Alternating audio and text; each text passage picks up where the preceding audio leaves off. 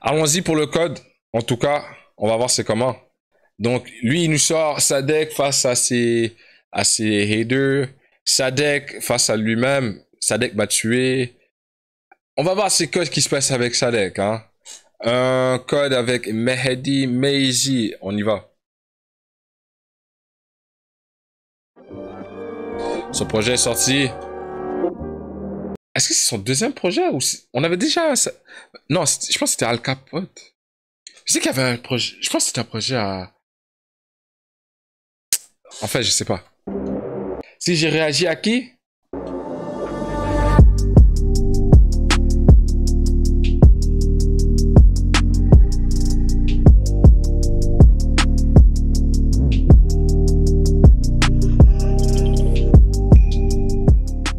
Sadek, comment vas-tu? Ça va très très bien, Mehdi. Je suis content de te voir. Putain, Pour le de micro, vrai. il Ça est fait longtemps qu'on clair, s'est man. Le micro, il est fort aussi. pas vu, hein. Ça a quelques années, en vrai, on parle d'années.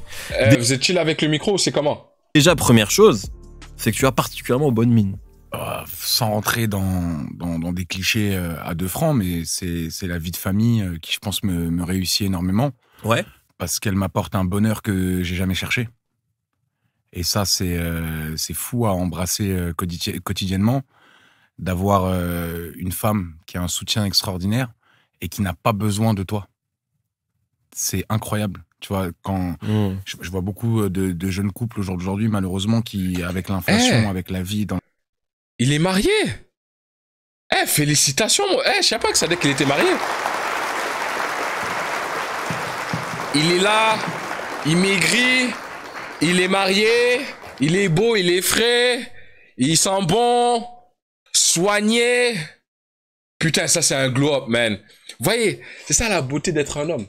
C'est que nous, on n'a pas d'âge pour glow-up. Sadek, je sais pas, il a quel âge? Il est dépassé la trentaine. Mais regarde, un renouvellement. Hein?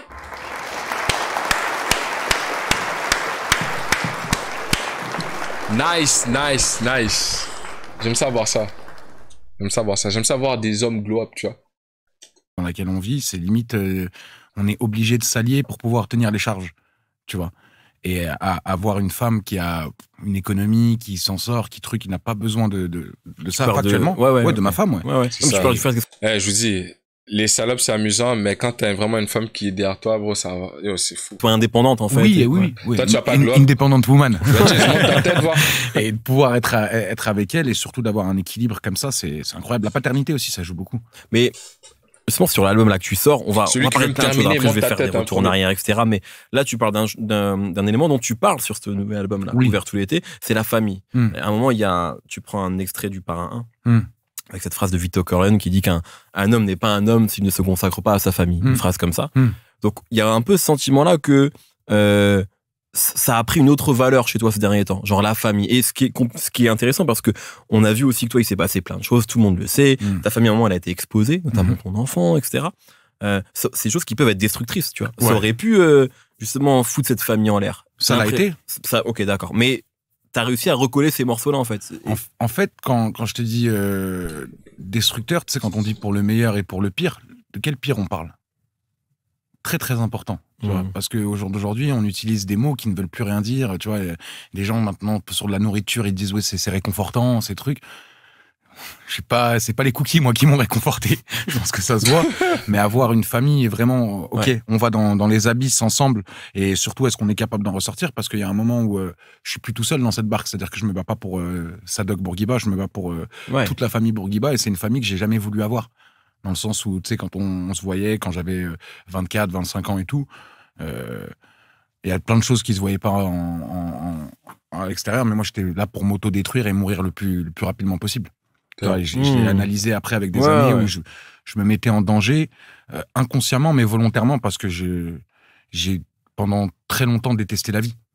Et ça, tu l'as compris récemment, en fait, ça. Ouais, bien sûr. Et en fait, tu sais, quand t'as pas de rigueur, c'est que t'as pas d'objectif. Et si t'as pas d'objectif, c'est que tu te laisses vivre. Et je me suis très longtemps laissé vivre, tu vois. Tu sais, il y a un truc un peu...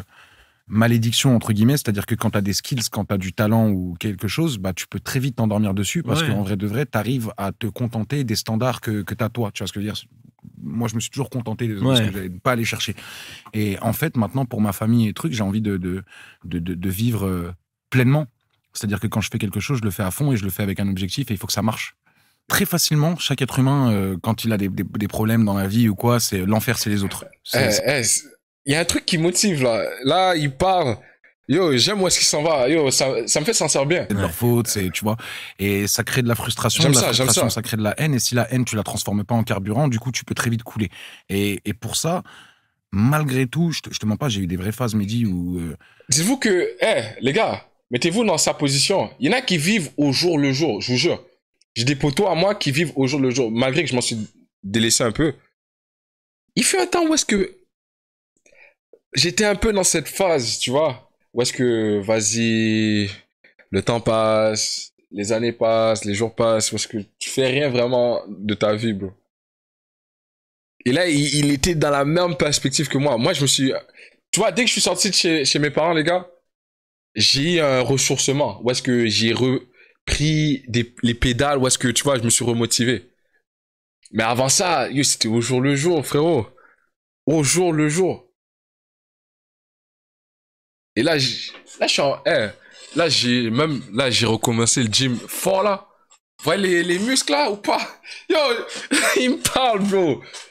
On est des hommes. Le globe, là, il est possible. Faut juste que nous, comparativement aux femmes, nous, on n'a pas besoin de trucs émotionnels où est-ce qu'on doit se sentir bien pour se faire plaisir. Les gars, allez, mettez-vous dans le mindset. Grind. Hein? Pour plus tard. C'est ici que ça se passe, bro. Le changement, il vient à l'intérieur de toi-même. Nous, on peut te motiver, mais à la fin de la journée, c'est toi-même qui va décider ce que tu vas en faire de ton avenir, frère. C'est pas pour rien que... Yo, les gars, c'est pas pour rien que j'ai repris mes inscriptions, puis je suis re-rentré au cégep pour finir ma dernière année. Moi, je veux mon diplôme. Moi, là, l'année prochaine, là, je vous fais une photo, vous allez me voir avec un diplôme comme ça, et je vais être comme ça, les gars. Hein, comme ça. Le papier, il est là. Je vous dis d'avance. C'est véritable, les gars. Nous tous, on se met ensemble. Ici, ça marche comment? C'est quoi? Équipe. C'est équipe. Ensemble, frérot. C'est pas des choses... On est tous dans le même bateau. On va avancer ensemble. Mais il y a des moments où, tu vois, même des amis qui m'appelaient, ma famille, des trucs, je faisais exprès de aller vous faire enculer, tu vois. Et même, par exemple, attention, il faut bien contextualiser ce que je dis. Ouais. J'ai des amis qui sont mes amis, mais à qui personne ne peut se permettre de parler comme ça. Et pour casser notre relation et trucs... Tu l'as fait. Ouais, je l'ai fait. Tu vois, va te faire enculer, nique ta mère. C'est bon, t'as compris. Et comme ça avec tout le monde, mais vraiment je voulais couper avec tout et je voulais qu'il y ait des conséquences. Je voulais qu'on... T'avais besoin d'avoir mal, en fait. fait. J'avais besoin qu'on me fasse du mal. Et à un moment, je me suis regardé et je me suis dit, en vrai, t'en as pas marre d'être une grosse merde. T'en as pas marre de te mentir à toi-même, t'en as pas marre de mettre la faute sur les autres, alors que t'es dans une situation déjà qui est exceptionnelle parce que t'as la chance de pouvoir vivre de quelque chose que t'aimes, et ça, c'est extraordinaire. Et t'es en train de tout gâcher, et t'es en train de t'enculer, t'es en train de rentrer dans le mur, et de jouer l'enfant gâté, sous prétexte que t'arrives pas à regarder la vérité en face, et que le vrai problème, c'est toi. Dans ton comportement, dans ta rigueur, dans tes mensonges, tu sais, il y a un truc où je fais un parallèle, mais dans les livres spirituels saints, que ce soit le Coran, la Bible, où on parle jamais de noir, de blanc, on parle toujours de comportement. Les menteurs, les hypocrites, les bienveillants, les croyants, etc. Et quand j'ai lu ces livres saints, j'ai toujours eu mal au début parce que je me suis toujours reconnu dans les menteurs, dans les hypocrites, dans les mécréants, dans les criminels, tu vois, dans ces comportements de pervers. Et je pense qu'au bout d'un moment, la saleté attire la saleté, et si tu te laisses englober dedans, ça devient une espèce de grosse boule de neige de merde. Et je pense que vraiment, c'est ce que j'étais en train de devenir ou ce que je suis devenu à un moment dans ma vie. Et je me suis dit, c'est simple. Soit tu acceptes la réalité et t'arrêtes de te mentir à toi-même et tu fais un travail sur toi-même parce que ça ne te convient pas, ce que tu es, ce n'est pas en accord avec tes valeurs et avec ce qu'on t'a éduqué. Soit tu niques ta race et tu te mets une balle dans la tête une fois pour toutes. Ça t'en parle en plus. Ouais. J'ai l'impression qu'il y a même, je sais pas que tu l'as envisagé, mais en tout cas, tu parles de pulsion suicidaire à des moments. On sent qu'à un moment, t'as presque envie d'en finir, en fait, avec tout ça.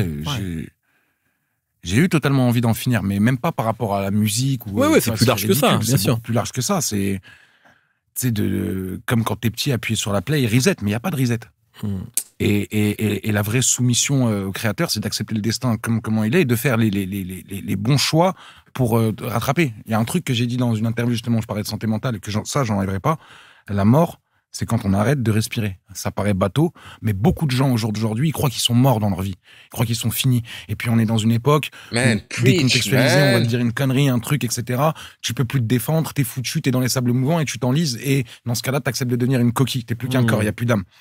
Ce n'est pas comme ça que ça se passe. S'il y a des choses avec lesquelles tu n'es pas d'accord, il n'est jamais trop tard et tout le monde peut se battre tous les jours pour changer ce qui fait que vous n'êtes pas en accord avec vous-même. C'est super, super important. Ouais. Yo, une main d'applaudissement. Yo, oh my God, man. Ce qui parle là, ça vient me chercher. Dans quel contexte? Il y avait une phase de ma vie où est-ce que, personnellement, j'étais pas fier de moi-même. Tu vois ce que je veux dire? Je me sentais comme ça, bro. Où est-ce que je me disais, ça sert à rien. T'es là, frérot, tu viens encore chez ta mère. C'est ton destin, bro. Et exactement ça. Yo, bro. Yo, le fait que je me suis sorti de cette merde et que là, aujourd'hui, je peux dire que yo, j'en suis fier et que c'était les trucs que je devais surmonter, bro. Man, ça fait plaisir de, genre, regarder en arrière, voir les chemins le chemin que t'as fait, frérot. God damn. Yo, ça, c'est grâce à vous, yo, pour de vrai. Il y a eu un moment, les gars, juste avant, ok, ça va être mini story time, là. J'avoue que je me laisse aller. C'est la vibe de l'entrevue.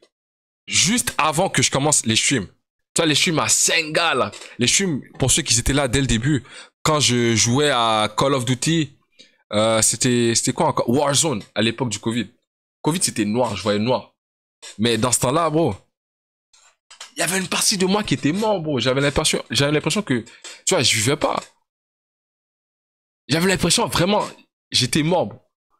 Ou que j'avais envie de mourir. Aucune motivation, classe à distance, je voulais rien savoir. Yo, dans ma tête, c'était noir. Et je sais pas par quel moyen, si Dieu a renouvelé ma foi ou un truc comme ça, mais vraiment, je me suis dit, tu vois, à partir de maintenant, frérot, juste fais ce que t'as à faire et chemin, pas par pas. Pas par pas. Le début du truc, c'est d'accepter que, vas-y, t'es à zéro. Avant, j'étais dans un mindset, ouais, ça va être rattrapable, t'inquiète, je prends une pause, ça va être rattrapable, je vais rattraper ça en avant, bon, t'inquiète, on va revenir dessus. Mais à force de dire ça, yo, tu t'aperçois que, yo, finalement, c'est pas rattrapable. T'es trop loin. Et quand t'acceptes que t'es trop loin, tu te dis quoi? Ouais, j'ai merdé. Tu fais quoi? J'accepte que toutes les décisions que j'ai prises sont mauvaises. Et là, vas-y, on reprend. On reprend. La prière, tout, on reprend. Et c'est dès le premier. Tu fais le premier pas, le reste s'active à la suite. Mais il faut juste commencer puis accepter. Faut juste commencer et accepter. C'est ça. Ah, de ouf. C'est ça. Que, tu vois, je pense que on te connaît depuis longtemps maintenant dans le rap. Évidemment, tu parles pas que de rap là, mais nous on te connaît en tant que rappeur d'abord. On te connaît depuis le début de la accepter que t'as merdé, tu continues. Et je pense que rapidement, il y a quelque chose qui dégage. C'était une image de, tu sais, Sadek, très bon rappeur, souriant, fêtard, une bonhomie aussi, un peu un mec qui a collaboré avec beaucoup de gens, donc un peu quelqu'un, j'imagine, d'assez sociable, tu vois, qui fit facilement avec les gens, qui peut partir dans des délires, Johnny Janeiro, etc. Est-ce que t'as l'impression que ce truc un peu genre, je souris tout le temps, je fais la fête tout le temps, est-ce que t'as l'impression que c'était aussi un mensonge, ce truc-là? Un mensonge, je sais pas, mais c'est peut-être un peu les trucs de clown triste. Ouais, le fameux cliché, et en fait, surtout, il y a un truc où moi, j'ai rattrapé ma vie d'adolescent dans mes 25 ans, tu vois, parce que quand j'étais petit, j'avais pas de vie, parce que déjà, j'étais absolument consacré au rap, et en plus de ça, j'étais en double obésité morbide, donc si t'as de la timidité en plus de ça, et tu vois, pour un homme, c'est pas pareil que pour une femme, je pense, la morphologie. C'est moins impactant, mais quand ça te touche dans ta tête, du coup, t'as accès à beaucoup moins de choses que les jeunes de ton âge, etc. Donc, quand, à 21 ans, je fais cette sleeve, j'avais fait une opération parce que j'étais en double obésité morbide, j'avais presque un être humain à perdre, j'avais 100 kilos à perdre. Donc, impossible de quoi que ce soit, c'était ça où c'est fini. 100 kilos à perdre! c'est presque mon poids.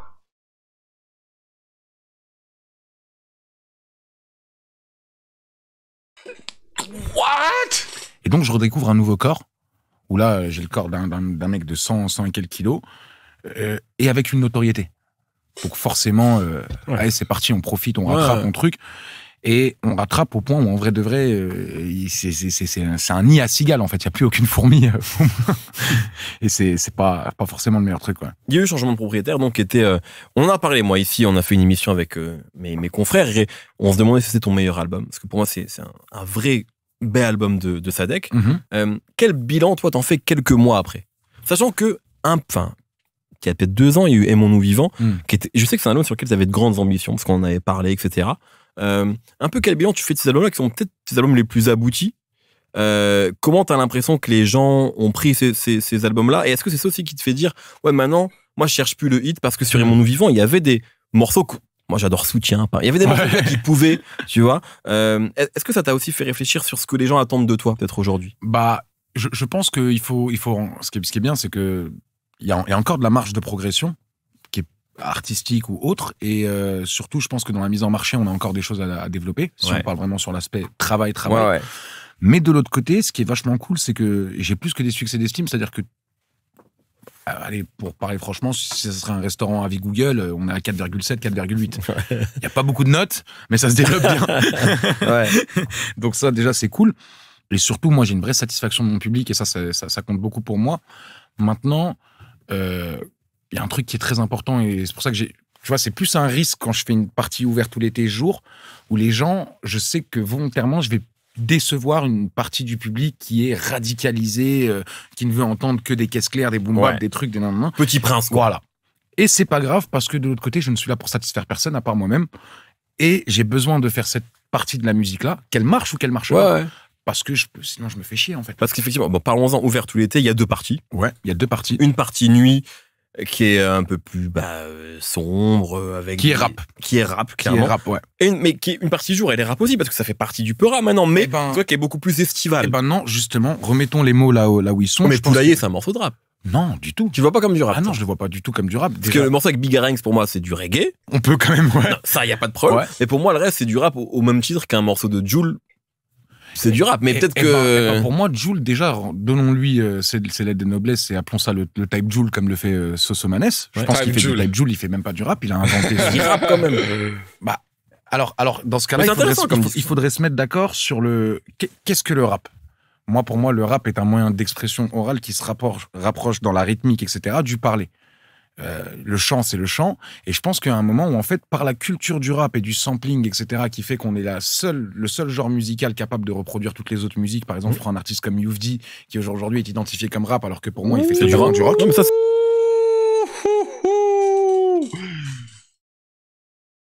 big shout out Youvdi, rockstar. Mais le fait que Sadek shout out Youvdi,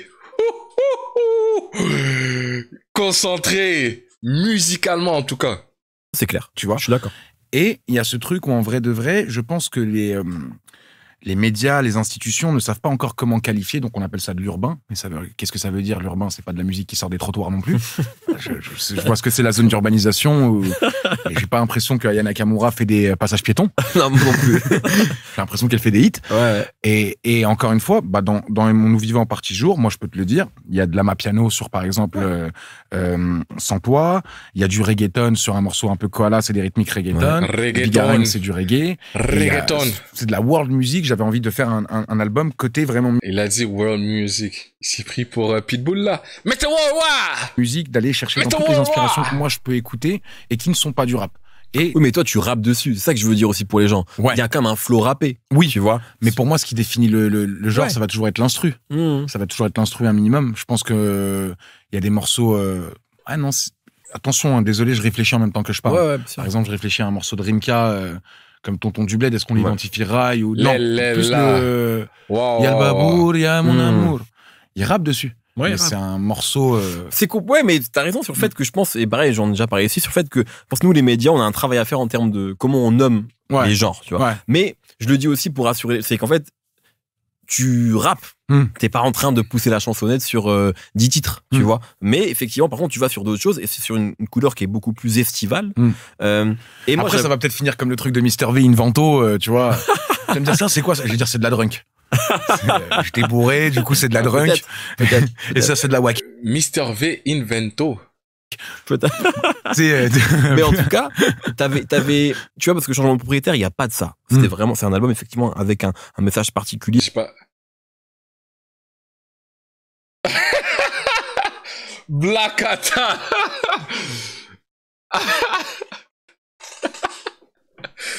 Oh man, ouais, ah ouais, ce mime. Et qui était, je pense, nécessaire dans ta carrière et dans ta vie. Toi, t'avais un peu ce besoin-là de revenir à des trucs plus légers avec cet album-là. Qu'est-ce que ça représente un peu pour toi l'été, du coup? Genre le fait de sortir comme ça des morceaux d'été, qu'est-ce que ça représente? Bah, l'été, pour moi, c'est la meilleure saison de l'année, mais dans quel sens? C'est-à-dire que tout peut basculer en un été. Les histoires d'amour, c'est l'été. Les histoires d'amitié qui partent en couille, c'est l'été. Je sais pas, tout pour moi se passe l'été. C'est-à-dire que c'est là où tu vis ce que tu dois vivre en tant qu'être humain. Le reste, tu travailles, t'es dans l'alimentaire. T'as l'impression que le reste, c'est le taf, et l'été, c'est là où tu te... L'impression que l'été, t'es ton vrai toi, en fait. L'été, t'es ton vrai toi, confronté à toi-même, dans la fête, dans le truc, et en même temps, de l'autre côté, moi, j'ai passé un été 2022 incroyable où j'ai passé un mois à l'hôpital en Espagne. Donc, j'ai bien travaillé mon espagnol. Okay. Et en vrai, vraiment, à passer un mois à l'hôpital. Rien de grave ou c'était... Ah, c'était un peu grave, ouais. Okay. J'ai été, intubé avec j'ai eu une sonde nasogastrique. Je me suis dit, Ah ouais, d'accord, donc ouais. Ils m'ont dit, ouais, t'inquiète et tout. Ouais. En fait, ils m'ont fait un truc de ouf. Ils m'ont dit, ouais, t'inquiète, c'est vite fait. Et en fait, quand ils me l'ont enfoncé, ils m'ont dit, ouais, maintenant c'est 8 heures, Camas. Et ils me pompaient, j'avais eu un parasite, en fait, dans l'estomac, qui creusait et qui faisait que la nourriture passait directement dans les organes, en fait. Et donc, on m'a mis des prothèses, des trucs, ils sont allés chercher ce qu'ils devaient aller chercher pour nettoyer avec la sonde nasogastrique. Et donc, j'étais un mois, 8 heures par jour, comme ça, dans une chambre d'hôpital. Je rigole, mais c'est pas drôle, pardon. Il faut rigoler, il faut rigoler. Et j'étais à côté d'un vieil espagnol qui était lui avec sa femme, il me voyait moi avec ma femme, et donc on discutait ensemble. Et petit à petit, on a commencé à mettre de la musique et trucs. Et en vrai de vrai, même dans un hôpital, t'as envie d'écouter des sons d'été. Et je me suis dit, dès que je sors, j'ai envie d'aller faire la fête. Quand on parle de vaincre les démons, etc., on pouvait avoir le sentiment que toi, ce qui pouvait te tirer vers le bas parfois, c'est l'alcool, la fête, tu sais, mais bon, c'est ce qui tire la plupart des hommes vers le bas parfois, tu vois. C'est l'excès, je pense. Ouais, l'excès, exactement. Est-ce que maintenant, parce que là, tu vois, moi quand... j'ai les narines qui piquent, man. Te mettre un tube jusqu'au... Quand j'écoute l'album, je suis surpris parce que je me dis, après changement de propriétaire, peut-être que c'est complètement fini pour lui et que ça y est. Mais c'est là où c'est honnête. Tu vois, c'est qu'en fait, comme tu dis, c'est pas parce que tu sais que des choses peuvent te faire du mal que tu les enlèves de ta vie du jour au lendemain. Tu vois. Et puis... Donc est-ce que là, t'es dans un équilibre par rapport à ça, par rapport à tout ça? Comment ça se passe du coup? Je pense que je suis dans la recherche de l'équilibre et il y a surtout un truc, tu vois, je t'ai dit, je suis papa, je veux pas être le vieux con qui lui a éclaté le score, c'est amusé comme il veut et qui est super sévère avec son fils. Tu vois. Moi, je suis dans le truc que jeunesse se fasse et je pense que chacun comprend là où il doit comprendre et que Dieu est aux manettes de tout, donc au final, tout va bien.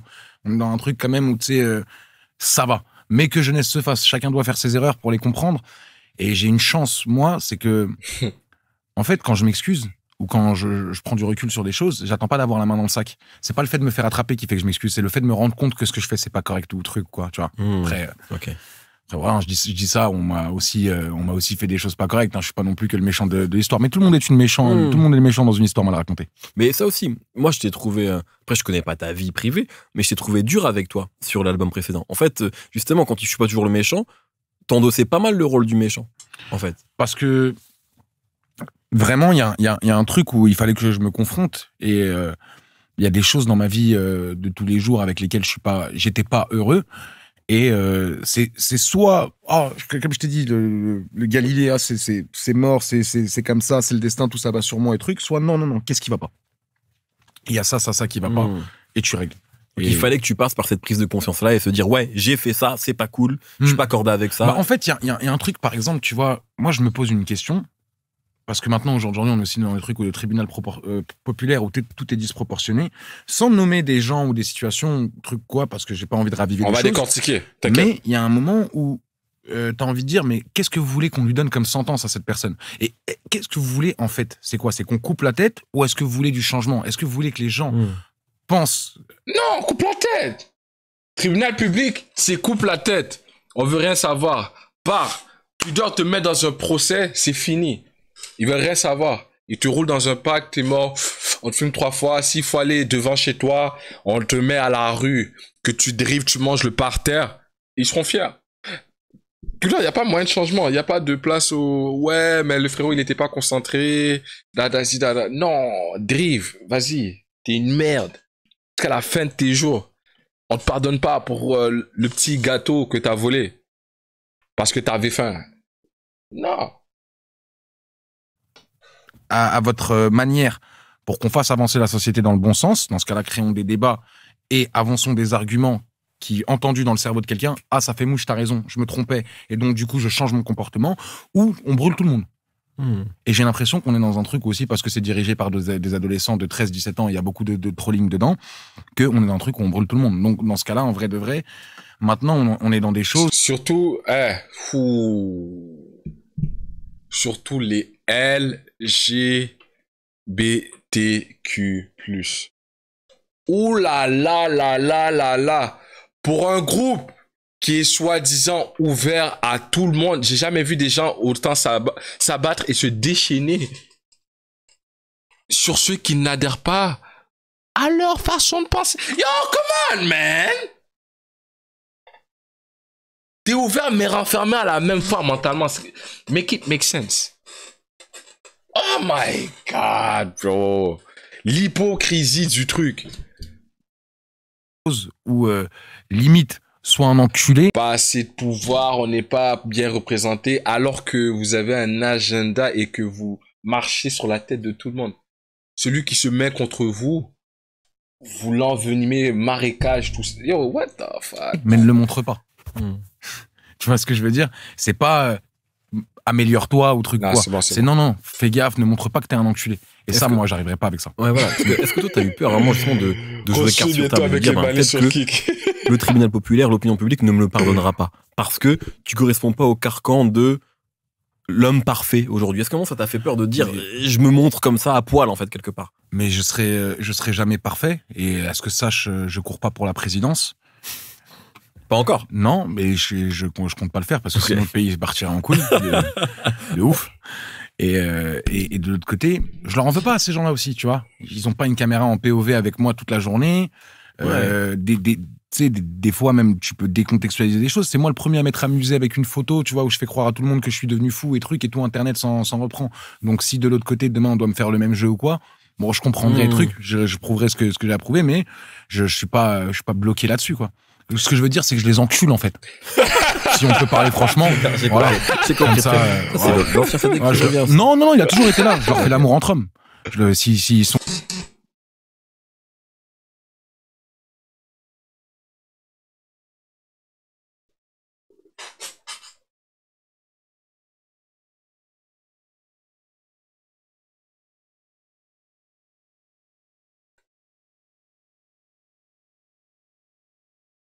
Comment ça, mon ref? Ce que je veux dire, c'est que je les encule, en fait.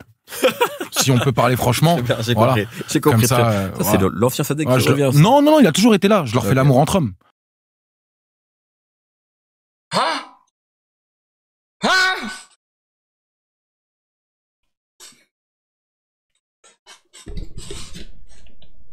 S'ils sont de ce bord-là, mais très clairement, en vrai de vrai, ils m'auront pas sur un truc de non, moi je suis là pour faire avancer les mentalités. Je me demande juste, c'est quoi que t'as dit pour que tu leur machin là? C'est quoi qu'il a fait? Pourquoi on l'en veut tant? What do you do? Ma bite dans le cul du rap français, il fait. Vas-y, Bibron, t'as pas demandé de faire toutes les références du rap FR à l'homosexualité, hein? C'est pas, je sais pas, tu penses on est où là? À mon échelle. Et puis il y a aussi ce truc de droit au pardon, plutôt qu'au pardon, parce que c'est pas les gens qui te jugent ou pas, mais en tout cas, ce droit de s'améliorer, effectivement. Et c'est vrai que parfois, les gens oublient ce truc-là, en fait. C'est juste, t'es une merde et t'es une merde pour toujours. C'est incroyable ce que tu viens de dire. On marche sur des œufs, là, présentement. Tu sais, quand j'étais plus jeune et tout, je regardais des débats avec des racistes caractérisés et tout, et je me disais, est-ce qu'ils sont comme ça juste par ignorance? Est-ce que la vraie victoire, c'est pas plus que « Ah, sale raciste » et tout. C'est de leur montrer qu'ils se trompent et de faire avancer le truc, tu vois. De faire avancer le truc avec bienveillance et surtout avec parcimonie, compréhension pour améliorer la situation de ces personnes-là. D'ailleurs, toi, tu vis souvent. Yo, la vie de ma mère, les gars, hein. Je sais pas, je reste à la vie de ma mère, mais sur ma vie, les gars, tu vois, il parle de racisme. J'ai la meilleure, en ce moment même, la meilleure anecdote de tous les temps que je pourrais vous sortir. La meilleure.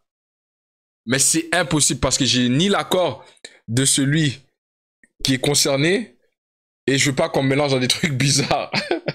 Mais j'ai une des anecdotes la plus crazy. Non, quand j'étais petit, pour de vrai, le lavage de cerveau et les discussions entre racistes, j'ai la meilleure anecdote, mais je peux vraiment pas en parler.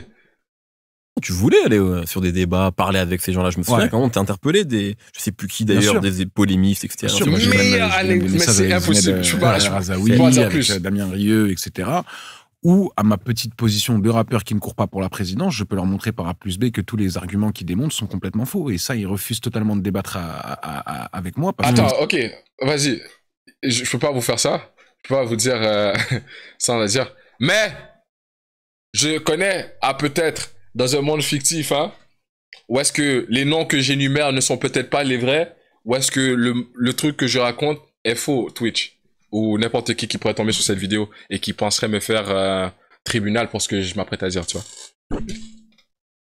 J'ai connu un pote, peut-être, que lui, qu'est-ce qui est arrivé dans sa vie, c'est que son meilleur ami à lui, c'est loin, hein. Donc moi, j'ai un pote que lui, son meilleur ami à lui, ou un pote à lui, je sais pas, c'était peut-être un raciste, mais alors que l'un est immigrant et l'autre est noir, ok? Et celui qui est immigrant, sa mère à lui, j'abuse le truc, mais sa mère à lui a déjà invité le noir en question pour que ça discute de Adolf Hitler et de ses principes. Dors encore. J'allais faire une blague, tu dors au gaz, mais ça allait tourner noir parce que je viens de dire non. T'as compris le truc? C'est fucked up, hein?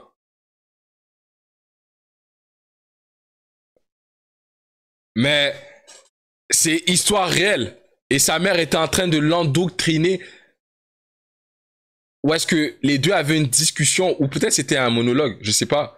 Mais assis comme ça, à écouter quelqu'un louer les louanges de Adolf Hitler, c'est un truc que j'ai jamais vu de ma vie. Et je sais pas c'est qui est le concerné dans toute cette histoire. Va chercher, frère. Ils savent qu'ils n'ont pas un imbécile en face d'eux. Et je trouve ça... Bon, après, attention, moi, je ne suis pas le représentant de lumière de la communauté musulmane. Je suis musulman, franco-tunisien, mais c'est des choses que je n'ai pas choisies. Et donc, à part l'islam, ça, je l'ai choisi. Ce que je suis, d'où je viens, etc., c'est des choses que je n'ai pas choisies. Donc, je suis représentant malgré moi. En aucun cas, je m'en érige en tant que défenseur de cette cause.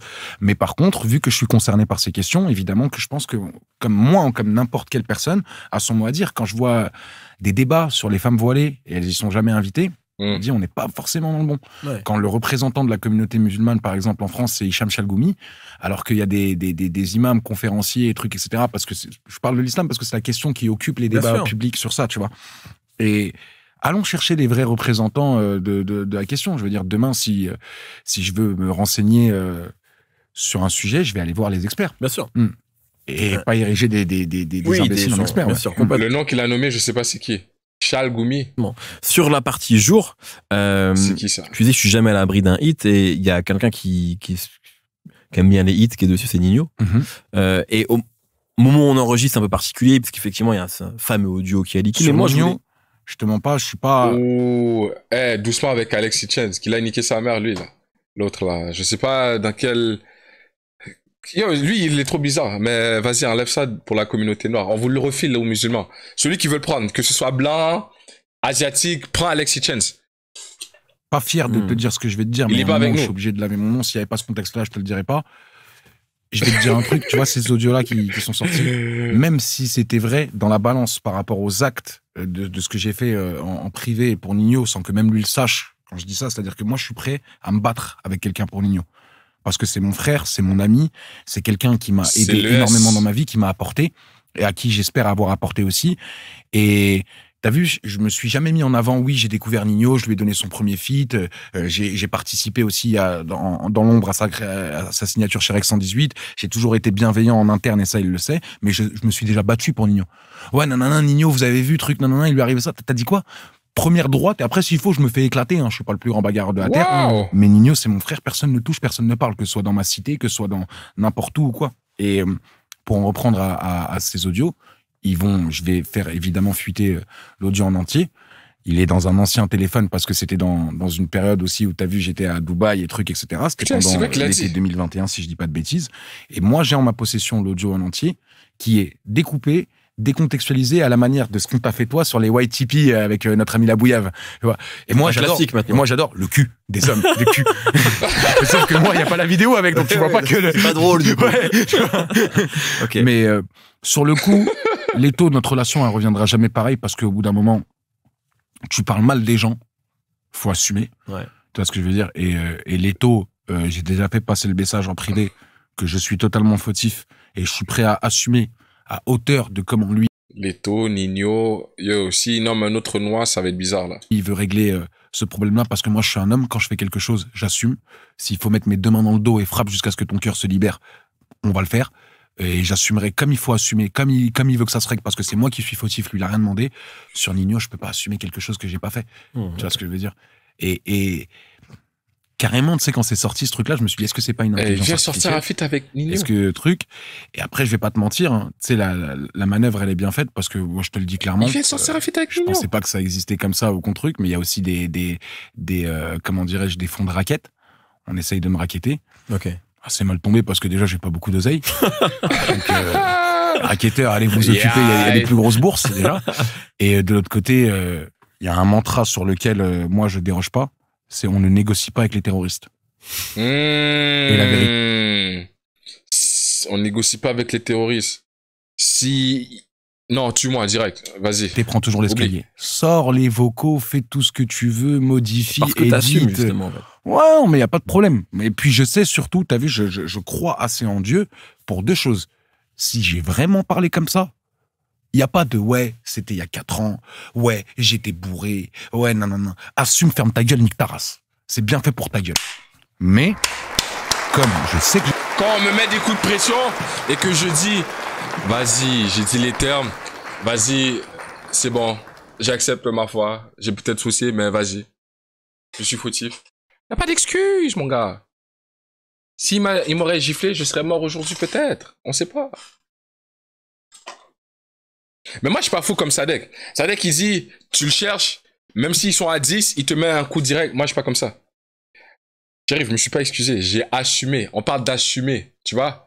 C'est pas des excuses. C'est pas genre, tu veux le faire passer sur, oui, mais non, c'est parce que, tu vois. Non, j'ai assumé. Ouais, c'est... Ouais. Je n'ai pas parlé comme ça. Je suis tranquille. Et je vais prouver en temps et en heure. Et on va clôturer ce dossier bien tranquillement. Je pense que c'est pas un homme qui a la main qui tremble devant toi que tu vois. Non, je vois Marlon Brando en fait. Non. C'est mon Patrick Sébastien de retour. Patrick Séblando.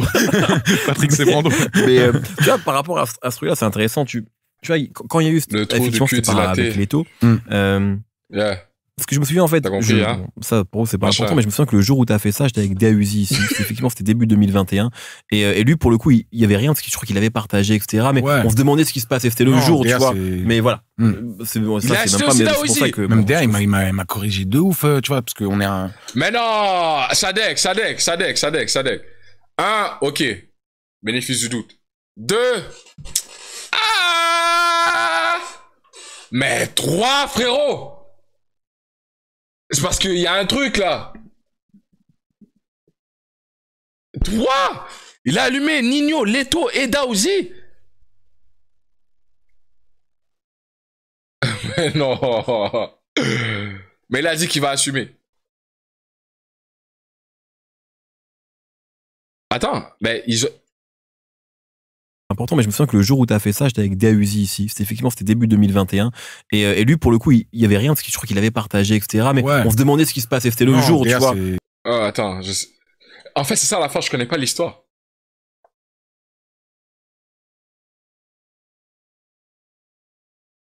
Ok, c'est juste... Je mélange un peu peut-être. C'est-à-dire, Mehdi était assis avec Dahuzi et qui parlait de l'affaire de sa... Je sais pas, c'est voilà. Un peu. Ça, c'est même pas... Mais c'est pour ça que... Même Déa, il m'a corrigé de ouf, tu vois, parce qu'on est, on est un peu dans la même chose. C'est-à-dire que Déa, c'est un écorché vif de ouf, tu vois. Et puis je parlais avec lui à cette période. Et d'ailleurs, même, tu vois, même Nino, c'est quelqu'un qui m'appelait, on parlait ensemble, tu vois. Il me disait, mon ref... J'espère que ça va. Il voyait que j'allais pas. Et moi, je voulais garder la face, mais tu vois, c'est dur de dire que je vais pas bien. Des mecs de cité. Ouais. C'est dur de dire, frérot, je crois que je suis en train de péter l'impôt, je suis en train de perdre les pédales, je viens de raccrocher avec ma mère, j'étais incohérent, je suis en train de devenir fou pour de vrai, ça y est, j'en peux plus. Et tu vois. T'as l'impression que c'est quoi qui t'a déclenché ce truc-là? Ce truc où vraiment, tu t'es senti mal. Il y a un élément comme ça, c'est le rap, c'est d'autres choses, peut-être des choses privées, mais est-ce qu'il y a un moment où t'as senti que ça t'a bousculé? Je pense que c'est une accumulation d'un burn-out, et surtout après la période où j'ai fait ce que j'ai fait en 2020. J'ai vraiment essayé de rentrer pour une première fois, tu vois, dans une espèce de rédemption et trucs, etc. Et le côté, il était trop fort dans le sens où ce que moi j'essayais de faire passer pour de la sagesse, on voyait ça comme de la faiblesse. À un moment, ça m'a fait péter les plombs en disant, mais vous vous rendez pas compte qu'en vrai de vrai, j'ai pas peur de vous, j'ai peur de moi. J'essaie de contrôler un monstre vraiment à l'intérieur qui, t'as vu, peut faire un truc là tout de suite où tout le monde va être dépassé par les conséquences. Limite, là, j'aimerais avoir des amis qui ont passé des nuits avec moi dans Paris. Je vois les mêmes jaunes avec les mêmes verts. Laissez-le tranquille. Parce que quand je démarre, en fait, t'as vu, si t'es venu pour faire peur, je veux que t'aies plus peur que moi. Je veux... C'est ça que tu veux? Viens, on y va, on souffre tous les deux, on va mourir ce soir. Et on va... T'es capable de ça, en fait. Ouais, t'as ça en toi. Je regarde dans ses yeux. Il est sérieux, là. Moi. Je veux... C'est ça que tu... il a un vrai démon à l'intérieur de lui, là. Viens, on y va, on souffre tous les deux, on va mourir ce soir. C'est quoi ces yeux de fou? Yo, il est très sérieux. Je veux... C'est ça que tu veux? Viens, on y va, on souffre tous les deux, on va mourir ce soir. Yo!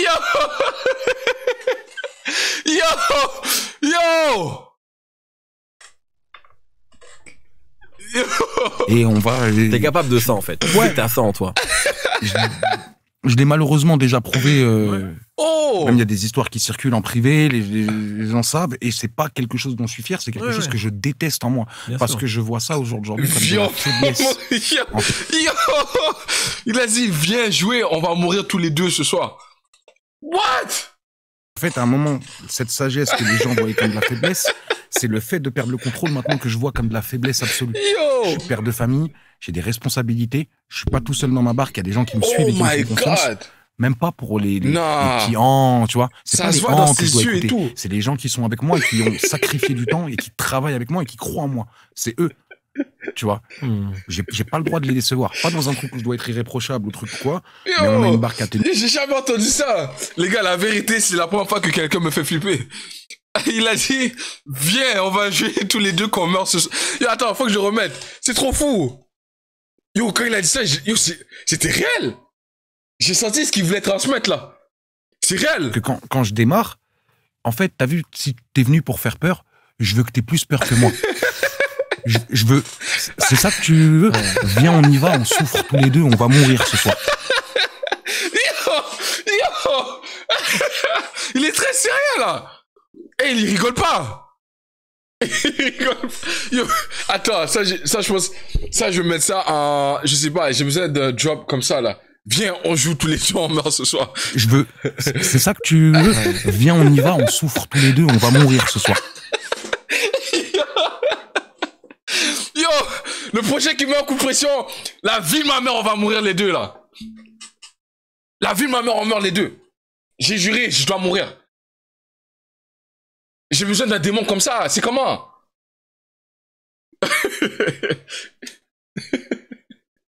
Yo, oh my god, yo, la vérité. En fait, t'as vu, si t'es venu pour faire peur, je veux que t'aies plus peur que moi.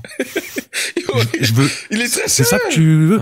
Viens, on y va, on souffre tous les deux, on va mourir ce soir. Et on va... T'es capable de ça, en fait. Tu sais que t'as ça en toi. Je l'ai malheureusement déjà prouvé. Même il y a des histoires qui circulent en privé, les gens savent, et c'est pas quelque chose dont je suis fier, c'est quelque chose que je déteste en moi. Parce que je vois ça aujourd'hui comme de la faiblesse. En fait, à un moment, cette sagesse que les gens voyaient comme de la faiblesse, c'est le fait de perdre le contrôle maintenant que je vois comme de la faiblesse absolue. Je suis père de famille, j'ai des responsabilités, je suis pas tout seul dans ma barque, il y a des gens qui me suivent et qui me font confiance. Même pas pour les petits tu vois. C'est pas les que je dois écouter. C'est les gens qui sont avec moi et qui ont sacrifié du temps et qui travaillent avec moi et qui croient en moi. C'est eux. Tu vois. J'ai pas le droit de les décevoir. Pas dans un truc où je dois être irréprochable ou truc ou quoi, mais on a une barque à tenir. Donc, t'as vu tes petites crises d'ego pour te prouver que t'es pas une tapette et trucs et que tu sais répondre, etc. Oula. Ça, c'est fini. Ce mot-là, par contre, il est banni. Mais ça se voit qu'il a déjà acheté son cercueil. Lui, il cherche seulement celui qui va le mettre dedans. Je comprends pas la mentalité de Sadek. Il a déjà tout planifié. Il est prêt déjà à mourir. Le prochain qui le cherche, vas-y, viens, on voltige, nous deux ensemble, on monte au ciel. Tu vas apprendre à fermer ta gueule et à laisser passer les choses. C'est vraiment assez... Et c'est malade. Désolé, j'ai beaucoup de vulgarité sur le... T'inquiète, on est ok. Il a un mindset de malade mental. On passera tous les mots vulgaires par iPhone. C'est comme ça ici. T'es un vrai fils d'iPhone. Mais fils de Mac, ça passe. Exactement. Fils de Mac, ça passe. Exactement, c'est vrai. Il y a à ce moment-là, parce que t'en parles aussi pour le coup, même dans ce nouvel album-là, c'est, tu sais, et dans le précédent d'ailleurs, un peu l'hypocrisie du game. Et enfin, ce que je veux dire, c'est que toi, pour le coup, pour boucler ce que je disais au début sur le Sadek qu'on a vu avec tout le monde. C'est même en préparant l'interview, je me suis rappelé de featuring que t'as fait, tu vois. Sadek, les gars, Cash, il est algérien. Sadek, il est algérien, hein? Mon frérot Adam, il a la même tête. On a vraiment eu beaucoup, genre, je réécoutais Tout est neuf avec Dossé, par exemple, ça que j'avais oublié, qui était un... Il est pas algérien. Ou sinon, mon poteau Adam... Ah non, comment je parle? J'allais dire un truc de malade quand même. Un bon morceau. Bref, il y a eu beaucoup de trucs. Ouais. Ça, c'était l'époque où on m'appelait. Exactement, c'est du 2018, je crois. Ouais. Ils avaient besoin de Sadek, ils s'appelaient Sadek. Est-ce que tu as senti, justement, enfin, je pense que oui, vu ce que tu dis, mais ce changement-là, ou de mecs qu'on appelle, justement, beaucoup sur des compiles, sur des albums, tête d'affiche du rap français, un changement où on s'est dit... Ah, lui, il va pas bien. Et c'est ce que tu disais dans l'album précédent quand tu disais, pardon, mais cette phrase que, tu parles de ta maman. Maman m'avait prévenu plus d'une centaine de fois, personne ne veut nager à côté de quelqu'un qui se noie. C'est une phrase qui est assez forte, mais où tu dis, dès que ça commence à aller un peu moins bien, les gens, Mais c'est tellement logique. Mais c'est pas, tu vois, c'est pas un truc aujourd'hui, vraiment. C'est un truc que je comprends et je l'explique par une chose très très simple, c'est la gentrification du rap français.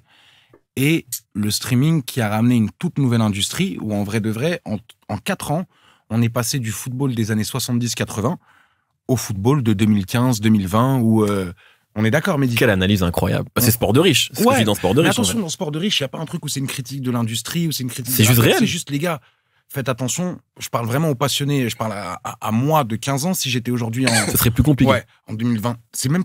Ce serait plus cher. Plus cher, plus compliqué, plus codifié, et surtout, il faut une rigueur de sportif de haut niveau qui va avec. Tu vois, des fois, quand je regarde des mecs comme Post Malone, et qu'il y en a qui sont assez cons pour croire qu'il est vraiment en gueuche, alors que le mec, il fait des tournées et des trucs, déjà, t'imagines même pas le cardio, t'imagines même pas Post Malone, il a 33 disques de diamant, je pense.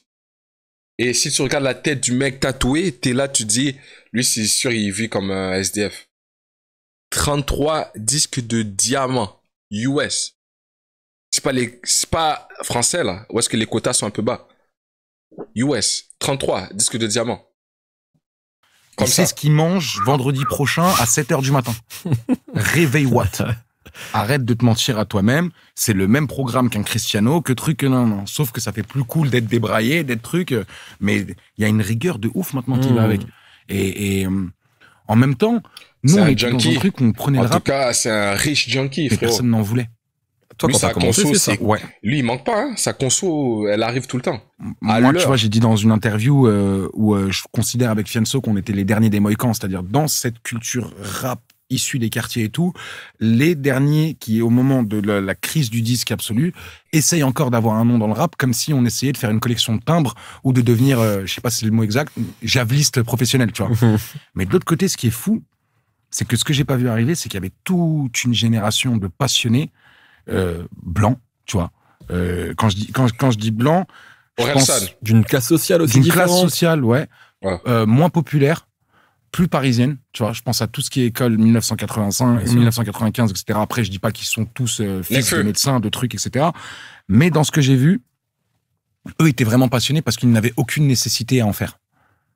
Il y avait pas ce truc de je vais faire du rap, ça va me sortir de la galère ou c'est mon moyen de faire aujourd'hui. Je pense que maintenant avec la génération Tiakola, Gazo qui sont devenus des stars internationales et où on est vraiment dans la Ligue des Champions et où il y a de l'argent, du taille, etc. Je pense que les jeunes sont plus dans un truc où c'est un moyen d'avoir de la fame, c'est un moyen d'avoir de l'argent, donc on aura le comportement adéquat pour ne pas être blacklisté. C'est un travail en fait. Exactement. C'est une orientation professionnelle. Exactement. Ça c'est un vrai changement par rapport à ton époque. Ouais, de ouf. Et est-ce que toi du coup t'as mal vécu ce moment-là où on t'a moins appelé justement?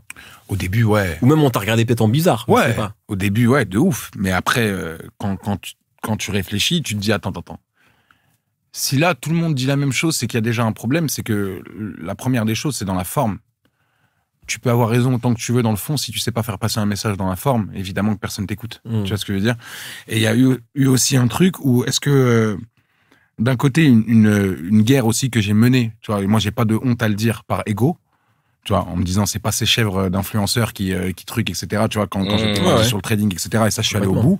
Est-ce qu'il y a pas un truc d'ego de se dire oui, je suis le seul Mais on va arrêter ici, on est déjà à la moitié. Il nous a donné une belle interview là. Ça fait presque 1 heure qu'on est dessus. Je regarde là. Et ouais, l'interview, man. Des bons moments, des moments mythiques là. Le truc où est-ce qu'il regarde Mehdi et il lui dit viens on joue ensemble, on va mourir tous les deux aujourd'hui là. Ah, parlait vraiment avec le cœur.